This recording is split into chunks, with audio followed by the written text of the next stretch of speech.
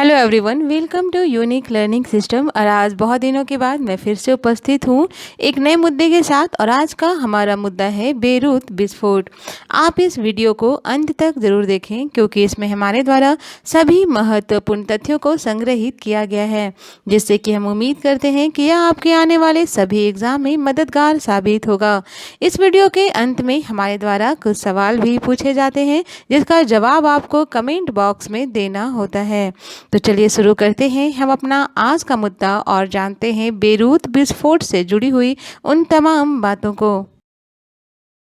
हम देखते हैं कि आखिर क्यों रहा अभी बेरूत सुर्खियों में। 4 अगस्त को लेबनान की राजधानी बेरूत में हुए 2 धमाकों ने पूरे देश को हिलाकर रख दिया है।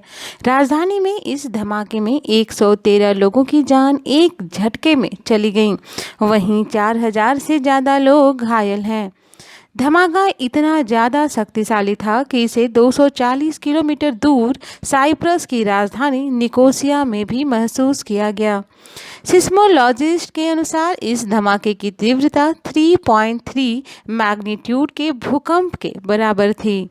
इस धमाके के बाद लेबनान के प्रधानमंत्री हसन दियाब ने 2 सप्ताह का इमरजेंसी लगाने की घोषणा की है। अब हम जानते हैं कि क्या रहे विस्फोट के कारण। लेबनानी अधिकारियों के अनुसार बेरूत बंदरगाह के वेयरहाउस में लगभग 2750 टन अमोनियम नाइट्रेट मौजूद था, जो कि विस्फोट का कारण बना। बात है वर्ष 2013 में जॉर्जिया से मोजाम्बिक जा रहे अमोनियम नाइट्रेट से भरा एक सीप के तकनीकी कारणों से बेरूत बंदरगाह पर डॉक किया गया था। बेरूत में इस सीप का निरीक्षण करने पर उसमें 2750 टन अमोनियम नाइट्रेट पाया गया। इसके संबंध में पर्याप्त साक्ष्य न उपलब्ध करा पाने के कारण बेरूत बंदरगाह प्राधिकरण ने अमोनियम नाइट्रेट को सीज कर वेयर हाउस में रखवा दिया। संभवतः इसमें आग लगने की वजह ही यह विस्फोट का कारण बना। अब हम जानते हैं कि इस विस्फोट के बाद क्या पड़ा वहां प्रभाव। अंतर्राष्ट्रीय मीडिया के अनुसार अमेरिकी प्रतिबंधों और कुछ अन्य घरेलू कारणों से लेबनान की आर्थिक स्थिति बीते कुछ वर्षों से ही काफ़ी खराब चल रही थी। लेबनान की अर्थव्यवस्था इससे भी अंदाज़ा लगाया जा सकता है कि लगभग 1500 लेबनानी पाउंड की कीमत $1 से भी कम हो गई।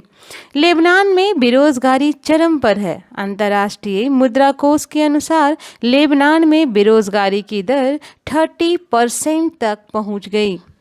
इस विस्फोट के कारण लेबनान के अन्नागार में अब 1 महीने से भी कम अन्न का भंडार बचा है।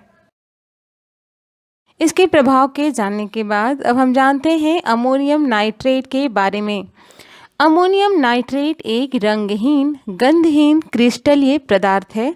यह एक अकार्बनिक यौगिक है जिसका रासायनिक सूत्र NH4NO3 है। यह जल में अत्यधिक घुलनशील है। जल में घुलित अमोनियम नाइट्रेट के घोल को गर्म करने पर यह नाइट्रस ऑक्साइड यानी कि लाफिंग गैस में बदल जाता है। इसे आमतौर पर एक उर्वरक के रूप में उपयोग किया जाता है। कृषि क्षेत्र में मृदा में नमी के कारण यह जल्दी ही घुल जाता है, जिससे कि मृदा में नाइट्रोजन के स्तर में वृद्धि होती है, जो पौधों के विकास के लिए अति महत्वपूर्ण है। अमोनियम नाइट्रेट का प्रयोग दशकों से औद्योगिक विस्फोटकों के रूप में भी होता रहा है।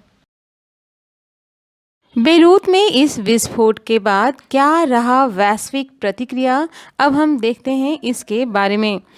संयुक्त राज्य अमेरिका के राष्ट्रपति डोनाल्ड ट्रंप ने बेरूत में हुई घटना जानबूझकर किए गए हमले की ओर संकेत किया है। ट्रंप के बयान के बाद से ही कुछ रक्षा विशेषज्ञों ने इसे लेबनान के राजनीतिक संगठन हिजबुल्लाह को लेबनान की राजनीति से अलग थलग करने के लिए बेरूत पर दबाव बनाने की मंशा से इजराइल के द्वारा की गई कार्यवाही के रूप में इसे देख रहे हैं। फ्रांस के राष्ट्रपति इमैनुअल मैक्रों का इस घटना के बाद लेबनान का दौरा करने वाले यह प्रथम राजनेता बने। इन्होंने बेरूत के पुनर्निर्माण का वादा करते हुए भ्रातृत्व व एकजुटता का संदेश दिया है। वहीं भारत सरकार ने भी बेरूत में जारी बचाव कार्य में सहयोग देने हेतु अपनी प्रतिबद्धता को व्यक्त किया है। वैश्विक प्रतिक्रिया देखने के बाद अब हम जानते हैं कुछ महत्वपूर्ण बिंदुओं को, जैसे कि लेबनान की लगभग 54% जनसंख्या इस्लाम धर्म को तथा 40.7% जनसंख्या ईसाई धर्म को मानने वाली है। प्रथम विश्व युद्ध के बाद लेबनान फ्रांस का उपनिवेश बनकर रहा, परंतु 1943 में फ्रांस से स्वतंत्र होने के बाद भी वह गृह युद्ध से जूझता रहा। लेबनान भ्रष्टाचार सूचकांक 2019 में 180 देशों की सूची में 137वें स्थान पर रहा। पूर्व में भी वर्ष 2013 में टेक्सास के एक उर्वरक संयंत्र में अमोनियम नाइट्रेट के कारण विस्फोट हुआ था और वहीं 2001 में फ्रांस के टुलूज में रासायनिक संयंत्र में विस्फोट का कारण भी अमोनियम नाइट्रेट ही था। अब हम देखते हैं भारत में अमोनियम नाइट्रेट विनियमन। भारत में अमोनियम नाइट्रेट के वैध उपयोग को सुनिश्चित करने के लिए अमोनियम नाइट्रेट नियमावली 2012 में सुरक्षात्मक उपाय किए गए हैं। अमोनियम नाइट्रेट नियमावली 2012 में घनी आबादी वाले क्षेत्रों में इसके भंडारण को अवैध घोषित किया गया है। यह नियमावली पूरे देश में इसकी बिक्री तथा उपयोग, रूपांतरण, विनिर्माण, आयात, निर्यात आदि को विनियमित करता है।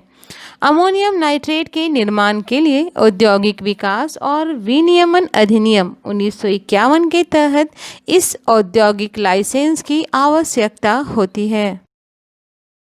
अब हम देखते हैं निष्कर्ष। वैश्विक महामारी कोविड-19 के दौर में जब सभी देश इससे जूझ रहा है, तब ऐसी स्थिति में सभी देशों को सामूहिक रूप से लेबनान की सहायता के लिए आगे आना चाहिए।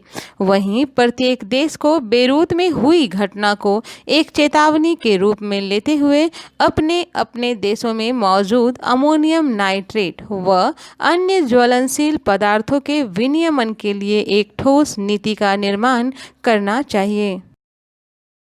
इस पूरे वीडियो से जुड़ा हुआ हमारा आज का सवाल है, अमोनियम नाइट्रेट का रासायनिक सूत्र क्या है?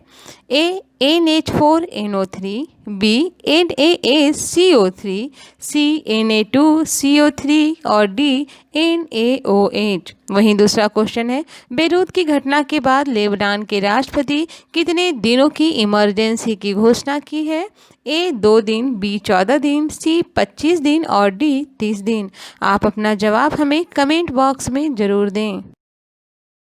आज के लिए बस इतना ही, और यदि आपको यह वीडियो अच्छा लगा और अगर आपके उम्मीदों पर यह खरा उतरा तो आप इसे एक लाइक ज़रूर करें। आपका एक लाइक हमारे मोटिवेशन को बढ़ाने के लिए काफ़ी होता है।